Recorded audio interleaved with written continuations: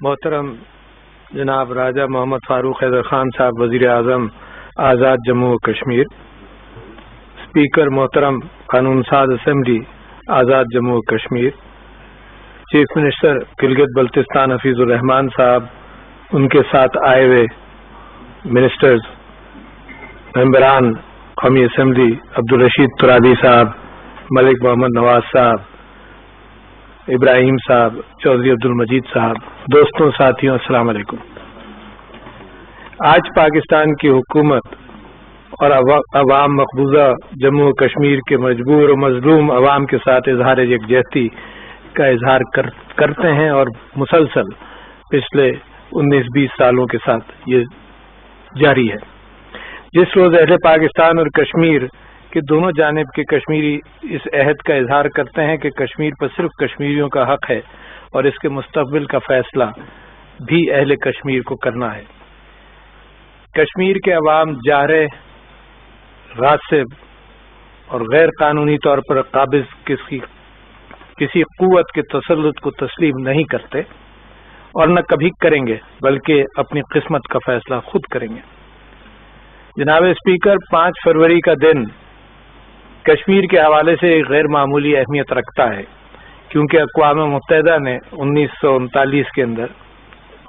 اندر اسی دن استصواب رائے کے سابقہ قرارداد کا اعادہ کرتے ہوئے ایک نئی قرارداد کے ذریعے کشمیریوں کے حق خود ارادیت کو تسلیم کیا۔ یہی وجہ ہے کہ پاکستان کے عوام بلا تفریق سیاسی و علاقائی وابستگی ہر سال اس دن کو کشمیریوں کے ساتھ اظہار یکجہتی کے طور پر مناتے ہیں۔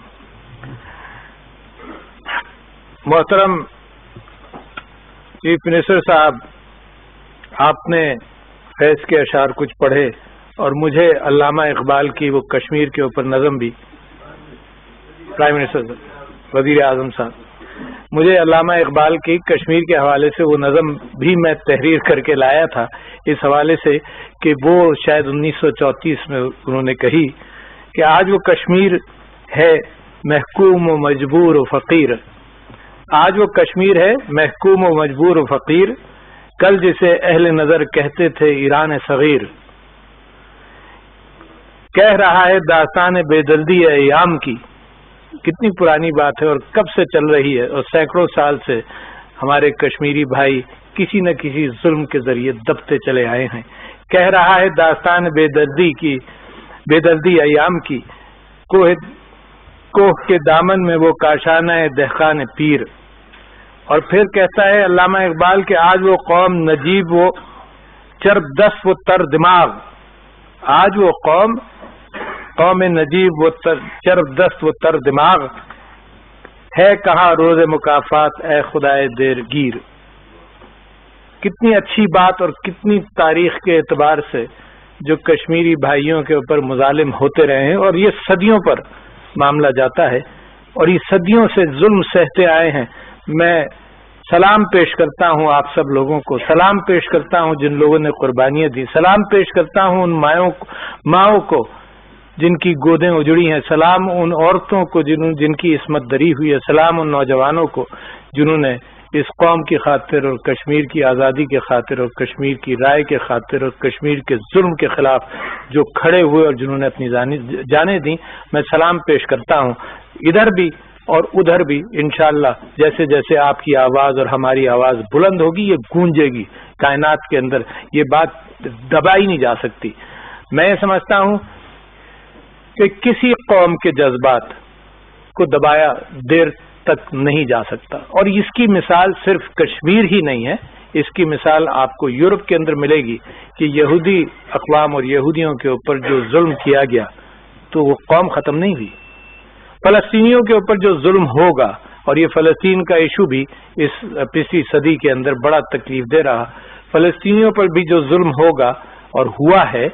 ماں کے بچے سے پیٹ سے بچہ نکلتا ہے اور جیسے ہی اس قابل ہوتا ہے کہ پتھر اپنی گرفت میں لے وہ پتھر اٹھاتا ہے، دبایا نہیں جا سکتا۔ اسی طرح سے میں بھارت سے یہ بات کہتا ہوں، ہندوستان سے یہ بات کہتا ہوں کہ جتنی مرضی آئے کوشش کر لو، کشمیریوں کے جذبات کو، ان کی خواہش آزادی کو دبایا نہیں جا سکتا۔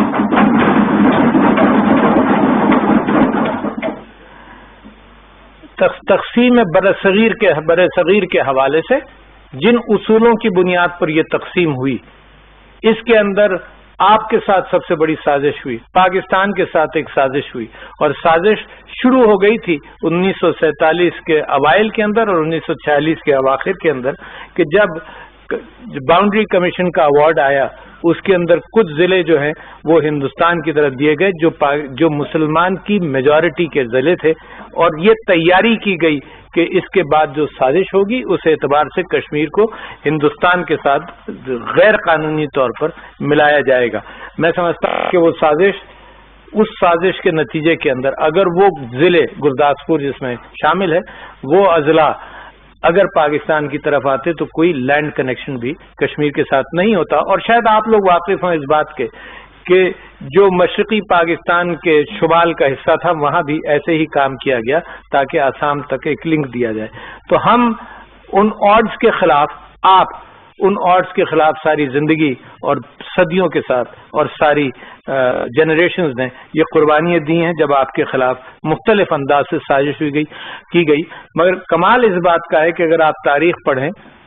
تو آپ کو بیچا بھی گیا ہے، یعنی بیچا اس طرح سے گیا ہے کہ ڈوگرا راج کے اعتبار سے یہ کشمیر کو بیچا گیا ایک قوم کو اور ایک مہاراجا کو، ہے کوئی تصور نہیں کر سکتے آپ کے یہ بھی ممکن ہے تاریخ کے اندر کہ بیچ دیا جائے جناب۔ تو میں سمجھتا ہوں کہ وہ وحشیانہ ظلم جو عصمت دریا یہاں ہوئی، جو گمنام قبریں ہیں، جو ہزاروں لاپتہ افراد ہیں، یہ مسلسل ایک تاریخ رقم کرتے جا رہے ہیں جس کے اندر ایک بڑی اور عظیم قوم کا نام بھی بلند ہوتا ہے اور ہوتا جا رہا ہے، جس کو کشمیری عوام کہتے ہیں۔ جولائی 2016 سے اب تک تقریباً 25,000 زخمی، سینکڑوں نابینا ہیں۔ ذکر ہوا یہاں پر 18 سالہ بچی کا جس کو پیلٹ کے ذریعے جس کو نابینا کیا گیا، اور اس 18 ماہ اور وہ آصفہ جو 8 سالہ بچی جس کے اوپر اتنا ظلم کیا گیا کہ تاریخ کے اندر شاید ایسی مثال نہیں ملتی، وہ بھی اللہ تعالیٰ یقیناً اس کا جواب لے گا، اور انشاءاللہ کشمیر کی آزادی کی طرف جو جدوجہد ہے وہ مسلسل جاری رہے گی۔ اس میں اقوام متحدہ کا ایک رول رہا، اور پھر آپ کی اور میری سیاست کے اعتبار سے جو زندگی ملی ہے اس میں میں نے مسلسل یہ دیکھا کہ پاکستان ہر انداز سے کشمیری عوام کو سپورٹ کرتا رہا، ہندوستان ہر اعتبار سے اس سے پیچھے ہٹتا رہا، چاہے وہ کوئی بھی معاہدہ ہو، چاہے وہ شملہ کا معاہدہ ہو جس کے اندر آپ واقف ہیں، اس کے اندر بھی ایک شق اس بات کو کہتی ہے کہ جو بھی آؤٹ اسٹینڈنگ ڈسپیوٹس ہوں گے وہ ڈسکس کریں گے۔ چلو ہم نے اس پر بھی بھروسہ کیا اور کئی سال بھروسہ کیا، اور جب بھی یہ بات آگے لائی گئی تو کسی نہ کسی بہانے سے جو قابض رہنا چاہتا ہے وہ بات کرنے کو تیار نہیں ہوتا، قبضہ سچا اور دعویٰ جھوٹا، وہ قابض رہنا چاہتا تھا۔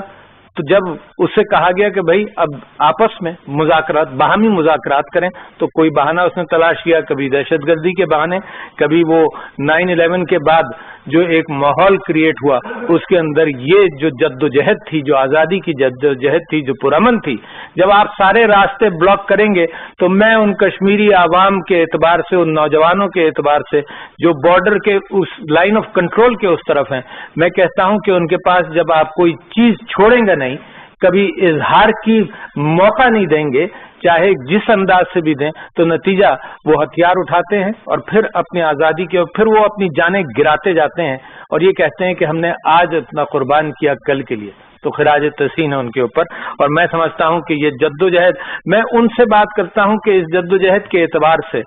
ایک آج کل کی دنیا کے اندر جو اصل طریقہ ہے وہ ہے کہ دنیا کو بتایا جائے کہ کتنا ظلم ہے وہاں پر۔ میرے پیچھے اور میرے کاموں کے اندر مسلسل ایک ٹیلی فون کے ذریعے کوئی ویڈیو کھینچ کر، اور وہ اچھے کام بھی اور کبھی کوئی غلطی ہو جائے اس کا بھی اظہار کرتے ہیں، تو میں سمجھتا ہوں دنیا کے اندر جتنے میسیجز جائیں گے سوشل میڈیا کے ذریعے، جتنے پیغامات جائیں گے امیجز کے ذریعے، تو دنیا کو پتہ چلے کہ کشمیر کے اوپر کتنا ظلم ہندوستان کر رہا ہے، یہ ہے اصل جنگ آج کل کی دنیا کی۔ تو میں یہ کہتا ہوں، یہ پیغام بھی، اور مجھے یہ معلوم ہے کہ जिस दिन भी वहां कोई कार्रवाई की जाती है मकबूजा कश्मीर के अंदर तो सोशल मीडिया और इंटरनेट को बंद कर दिया जाता है। मैं समझता हूं कि दुनिया से ये कब तक बात छुपाएंगे, छुपा नहीं सकते। मैं समझता हूं पाकिस्तान का भी सबसे बड़ा तरीका कश्मीरी जद्दोजहद को सपोर्ट करने का ये है कि बार बार ऐसे इमेजेस वहां से निकले जो दुनिया को दिखाए जाएं कि देखो ये जुल्म हो रहा है और ये आजादी चाहते हैं। मैं मुताज्जिब हूं और हर जगह इस बात को कहता हूं कि अब जब हिंदुस्तान किसी मुजाहिद को आइडेंटिफाई करके किसी घर को सराउंड करता है या हमला करने की कोशिश करता है तो सारी आबादी निकल आती है। इससे बड़ी बात क्या हो सकती है कि सारा गांव अपने सीने पर गोली खाने के लिए तैयार होता है और हिंदुस्तान की फौज के आगे सारा गांव, वो माएं, वो बूढ़ी औरतें, वो लड़कियां, वो बच्चे, वो नौजवान, वो बूढ़े निकल कर अपने सीने पर गोली खाने के लिए तैयार होते हैं। इससे सब बड़ा पैगाम कोई नहीं। और हिंदुस्तान से जितने ओपिनियन मेकर्स कश्मीर गए हैं पिछले कई सालों में, पिछले पूरी दहाई में, बल्कि 2 दहाइयों में, उन्होंने जाकर हिंदुस्तान को कहा है कि तुम गासिबाना कब्जा नहीं रख सकते क्योंकि कश्मीरी जो है वो आजादी चाहता है और इस्तिस्वाब राय कराना पड़ेगा। मैं समझता हूं कश्मीर को जिस अंदाज से हिंदुस्तान अपनी सियासत के अंदर फुटबॉल बनाते हैं, हिंदुस्तान के अंदर जब इलेक्शंस करीब आते हैं तो वो कश्मीर के हवाले से और मुसलमानों के हवाले से जनरल एक जुल्म करना शुरू करते हैं ताकि वो हिंदू वोट को ले सकें। मैं समझता हूं कि ये सियासत इतनी गंदी है जिसके अंदर हिंदुस्तान भी अपने पैर पर जिस अंदाज से कुल्हाड़ी मार रहा है, उसके मुकाबले में जब मैं पाकिस्तान को देखता हूं तो गैर सियासी एतबार से सब कौमी पार्टीज यकजा हैं। हमारे डिफरेंस किसी भी बात पर हो सकते हैं कि कश्मीर की आजादी के एतबार से हम सब एक हैं और एक रहेंगे। ये पैगाम जो है ये बड़ा क्लियर है, सारी दुनिया के लिए क्लियर है और मैं समझता हूं कि पाकिस्तान ने बार बार इस बात को साबित किया है। जैसा भी हो हम आपस में अपने जितने जो बातें होंगी वो हम करते रहेंगे, मगर कश्मीर की आजादी पर हमें यकजा है। हिंदुस्तान से ह्यूमन राइट्स का एक फैक्ट फाइंडिंग मिशन गया, वहां पर जो ह्यूमन राइट्स की रिपोर्ट आई वहां से, उस एतबार से दुनिया को मालूम है कि कितना जुल्म और बर्बरियत है। कब तक ये दुनिया आंखें मीच कर रहेगी, कब तक इसके ऊपर असरात मुरतब नहीं होंगे। उसके अंदर एक बात और भी जरूरी है जिसका यहाँ पर जिक्र हुआ। मैं आपसे ये कहता हूं कि पाकिस्तान जिस अंदाज से मुस्तहकम होता जाएगा, पाकिस्तान जिस एतबार से अपनी डिग्निटी को बहाल करेगा और जिस अंदाज से किया जाएगा, मईशत बहाल होगी तो कश्मीरों के हाथ भी मजबूत होंगे। मैं समझता हूं कि पाकिस्तान की तरक्की और पाकिस्तान के उस दौर से निकलना भी बेइंतहा जरूरी है। तो जितना मजबूत आपका वकील होगा इतना ही मजबूत वो मुकदमा होगा जिसके लिए हम जनरेशन से जद्दोजहद कर रहे हैं। मैं पिछले 20-25 साल से जब भी टेलीविजन पर आया तो लोग मुझसे पूछते थे तुम्हें क्या उम्मीद है कि हिंदुस्तान क्या करेगा। मैंने हमेशा इस बात को कहा कि हिंदुस्तान मुसलसल हीले बहानों के जरिए कि पाकिस्तान के साथ किसी न किसी अंदाज से गुफ्तगू करने के लिए तैयार नहीं होगा। क्यों? क्योंकि उसके पास आर्गुमेंट्स नहीं है, क्योंकि उसके पास दलाइल नहीं है, क्योंकि उसने इतना जुल्म किया है कि उसको खुद शर्म आनी चाहिए कि किस फोरम के अंदर बैठकर वो कश्मीरियों के एतबार से कहे कि कश्मीरी हिंदुस्तान के साथ रहना चाहते हैं। इस बात का कश्मीरी बार बार ऐलान कर चुके हैं। हिंदुस्तान की एक कोशिश पहले भी थी, डोगरा राज के दौरान भी इस बात की कोशिश की गई कि कश्मीर की डेमोग्राफी को बदला जाए, कश्मीर के अंदर रिलीजियस डेमोग्राफी को बदला जाए, हिंदुओं को बसाया जाए ताकि वो नंबर्स बदल जाएं। हिंदुस्तान ने कानून के जरिए भी बहुत कुछ किया। मैं समझता हूं कि ये हीले बहाने जितने भी कर लें, जो फलस्तीन का हाल है कि फलस्तीनियों की मेजॉरिटी है, वही कश्मीर का हाल है कि मुसलमानों की मेजॉरिटी रहेगी। और हिंदुस्तान इस किस्म की जितनी कोशिशें कर लें वहां फर्क नहीं पड़ सकता। पाकिस्तान ने प्राइम मिनिस्टर साहब जब नई हुकूमत आती है किसी मुल्क के अंदर तो वो बड़ा अच्छा मौका होता है कि हाथ बढ़ाया जाए दोस्ती का, और यही पाकिस्तान भी यही सोचता है कि जब जिस मुल्क के अंदर कोई चेंज आई है तो उस चेंज के अंदर इस बात का मौका होता है कि भाई देख लो अमन के एतबार से कोई बात हो सकती है, भाई देख लो कि जुल्म और सितम जो कश्मीरियों पर गुजर रहा है उस हवाले से कुछ हो, कहीं बैठकर बात तो करो। तो पाकिस्तान ने इस बात के लिए प्राइम मिनिस्टर साहब ने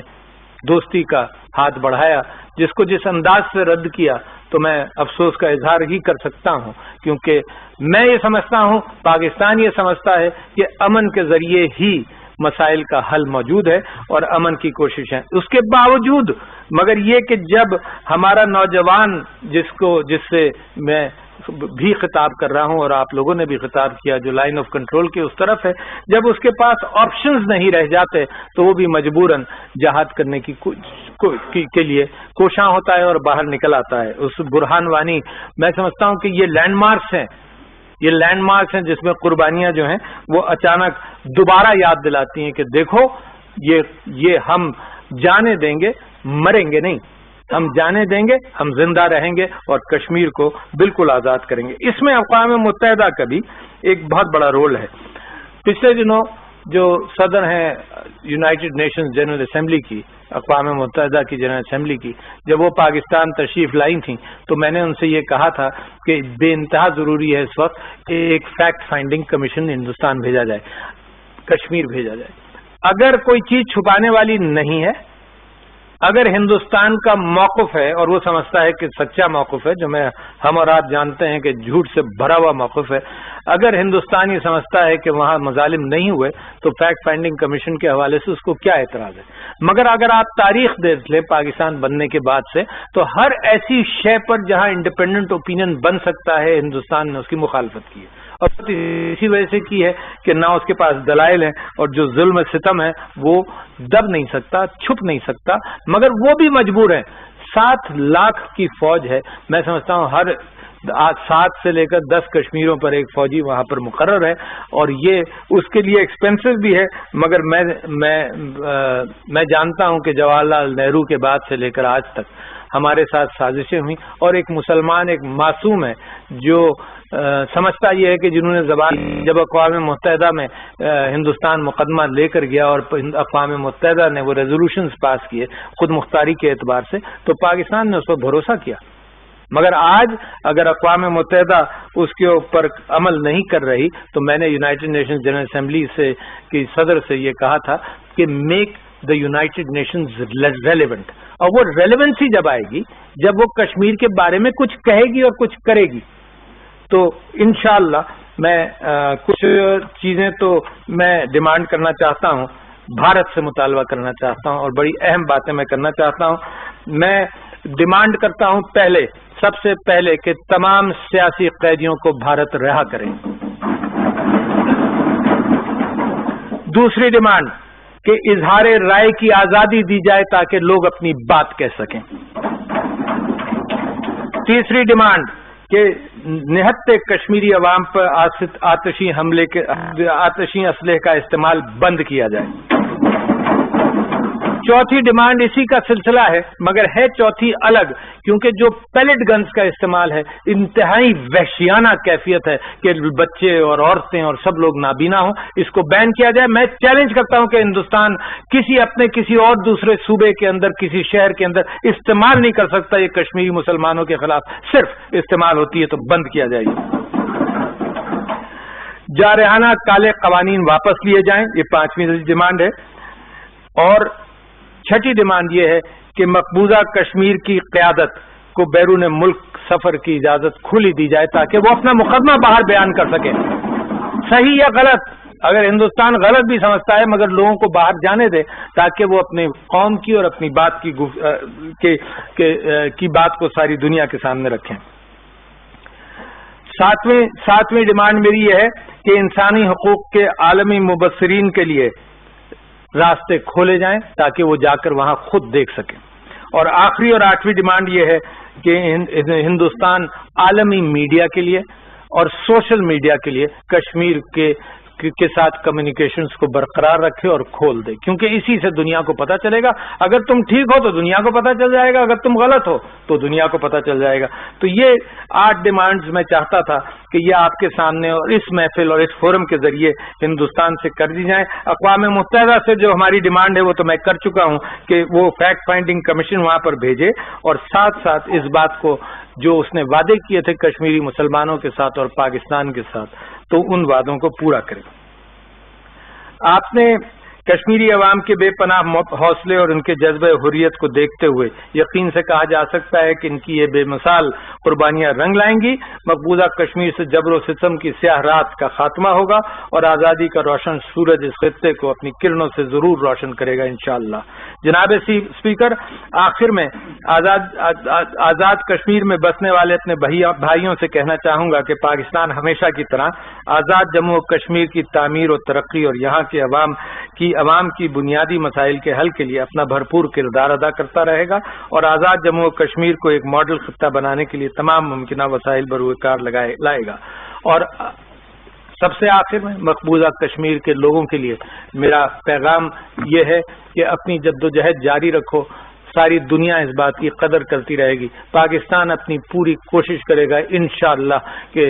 آزادی جلد از جلد ملے. آپ کی جو خواہشات ہیں ان کے اوپر عمل کیا جائے اور آپ کی جانوں کے قربانی اور نذرانے کے اعتبار سے جو کوششیں آپ پوری میں سمجھتا ہوں چند صدیوں سے کرتے آئے ہیں، میں اس کے لیے پورا خراج تحسین پیش کرتا ہوں. اور آپ یاد رکھیں مقبوضہ کشمیر کے مسلمان بھائی، پاکستان آپ کے ساتھ رہے گا. بہت شکریہ.